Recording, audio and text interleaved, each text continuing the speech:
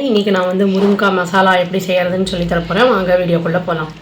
நான் வந்து முருங்கைக்காய் வந்து 3 முருங்கைக்காய் எடுத்திருக்கேன். அதை வந்து 2 நுனியும் கட் பண்ணிவிட்டு நல்லா வாஷ் பண்ணிவிட்டு அதை வந்து கட் பண்ணி எடுத்து வச்சுருக்கேன். அதை நீங்கள் வந்து அப்படியே வந்து இப்போ யூஸ் பண்ணல அப்புறம் யூஸ் பண்ணுறீங்கன்னா ஈரம்லாம் இல்லாமல் அதை வந்து ஒரு டப்பாக்குள்ளே போட்டு வச்சிங்கன்னா இருக்கும், 1 வாரம் வரைக்குமே நல்லாவே இருக்கும் அது. அப்புறம் வந்து நான் பிரிஞ்சி இலை பேக்கெட் அந்த எல்லாம் கலந்தது இருக்குது இல்லைங்களா, அது ஒரு பேக்கெட் எடுத்திருக்கேன் நான். அப்புறம் ஒரு 2 பச்சை மிளகாயை வந்து 2ஆக கிள்ளி வச்சுருக்கேன். 2 தக்காளியை கட் பண்ணி வச்சுருக்கேன். 2 வெங்காயம் மீடியம் சைஸ் வெங்காயத்தையும் கட் பண்ணி வச்சுருக்கேன் நான். கல்லுப்பு தேவையான அளவு எடுத்திருக்கேன். எண்ணெய் தேவையான அளவு. அப்புறம் வந்து இஞ்சி பூண்டு பேஸ்ட் எடுத்திருக்கேன் நான்.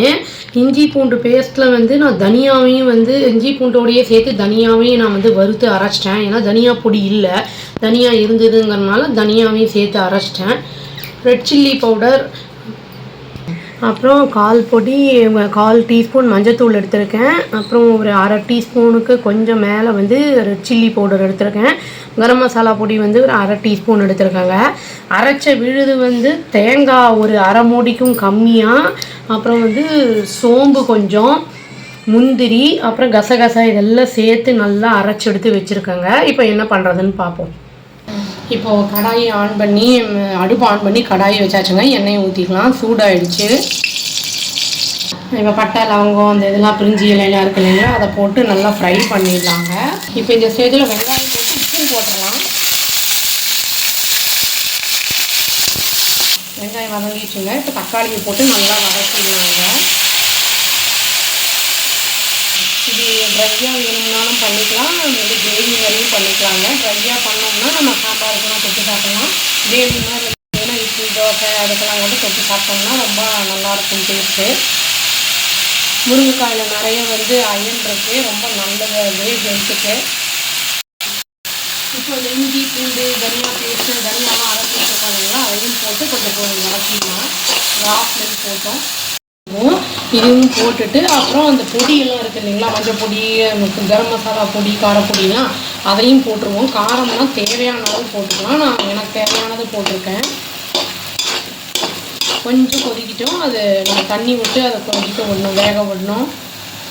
இருக்குது, அதுதான் இண்டிகேஷன் வெந்திருக்குங்கிறதுக்கு. இதில் வந்து நம்ம சோம்பு அரைச்சி விட்ருக்கோம் இல்லைங்களா, அரைச்சி வச்சுருக்கோம் இல்லைங்களா, முந்திரி சோம்பு கசகசா எல்லாம் அதை வந்து போட்டுட்டு நம்ம வந்து கொஞ்சம் தண்ணி ஆட் பண்ணி ஒரு 5 நிமிஷத்தில் ஆஃப் பண்ணிடலாங்க. ரொம்ப டேஸ்ட் நல்லாயிருக்கும் இது.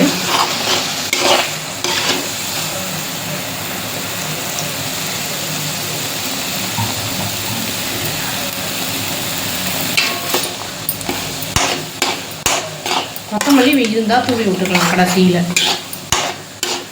காரம் அவங்கவுங்களுக்கு தேவை போட்டுக்கலாம். உப்பும் ஆட் பண்ணணும். நான் உப்பு போட மறந்துட்டேன். உப்பு வேணுங்கிற அளவு உப்பு போட்டுக்கலாங்க.